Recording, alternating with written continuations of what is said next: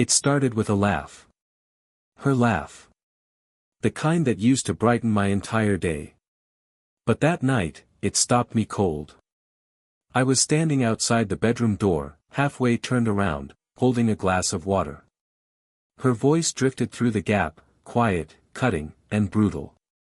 He's just a placeholder, Lisa. The second Jamie gets back, I'm done with him. I can't keep up with all this kindness. It's draining me. Placeholder. Those words shattered something deep inside. I couldn't move. Couldn't breathe. Her laughter mixed with her friends until it became meaningless background noise. I just stood there staring at the floor, squeezing the glass until it fractured in my grip. The noise made her jump. She pulled the door open. I was already walking away. We'd met 3 years earlier. She was pure sunlight back then, bold, energetic, captivating. I was the reserved guy who watched her closely. She told me that's what drew her in, my steadiness. At the time, I believed love meant two people balancing each other out. Turns out it was just about what worked for her.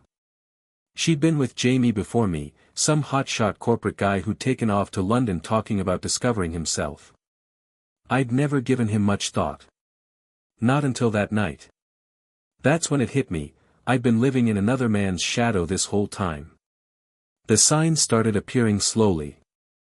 Late-night texts she'd blame on work. Her phone always face down on the table. Long showers with her phone locked in the bathroom. I didn't call her out. I watched her. Her deception wasn't messy, she was too clever for that. But lies always reveal themselves in the tiny details. She'd wear perfume I'd never given her. She'd grin at messages that weren't from me. And one night while she slept, she murmured his name. Jamie. That was the night love died for me. Not from anger, from understanding. Most people assume revenge is reckless. It isn't. It's calculated, methodical. It takes discipline and patience. I had no interest in physically harming her. I wanted to strip away what actually mattered to her, her reputation, her security, her sense of power. So I began preparing my exit in silence. I managed all our finances. She never realized how dependent she'd become on me, the house, our shared accounts, the insurance policies, everything under my name.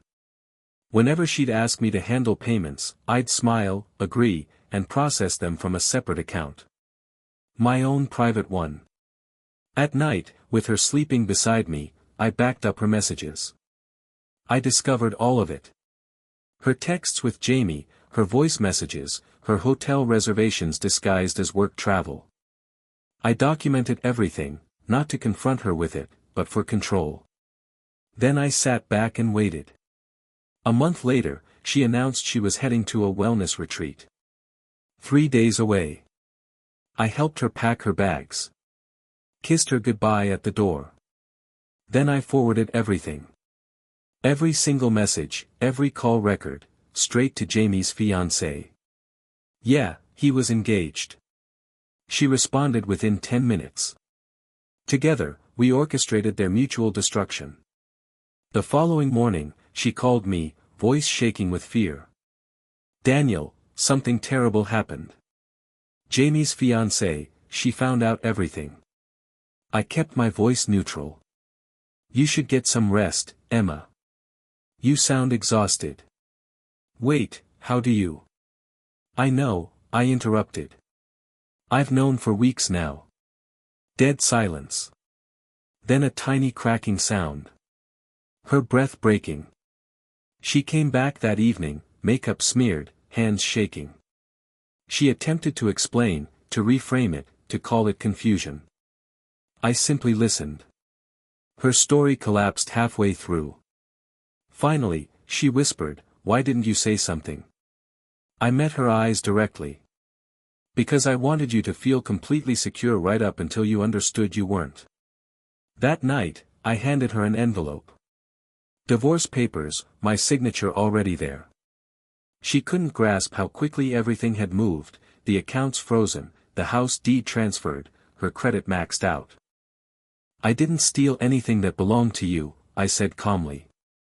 I just made certain you couldn't steal what belonged to me. She attempted to maintain her composure, but her confidence splintered like fragile glass. You can't just do this to me, she breathed. I already have, I replied softly. She was gone within 2 weeks. Word traveled fast about the affair, about how Jamie's fiancé had exposed her publicly online. Her co-workers started avoiding her. The new job she'd lined up disappeared. She phoned me once, said she hoped this made me happy. I didn't pick up. Happiness was never the objective. Inner peace was. Sometimes my mind drifts back to that night. Her voice filtering through the door, labeling me a placeholder. Funny thing about placeholders, they tend to learn the original's flaws. And once they stop pretending, they transform into something far more formidable. The takeaway. Now when I walk past that vacant room, I feel absolutely nothing. No bitterness, no second thoughts, just quiet. The kind you have to earn. She wanted Jamie back in her life. She got a scandal instead. And me?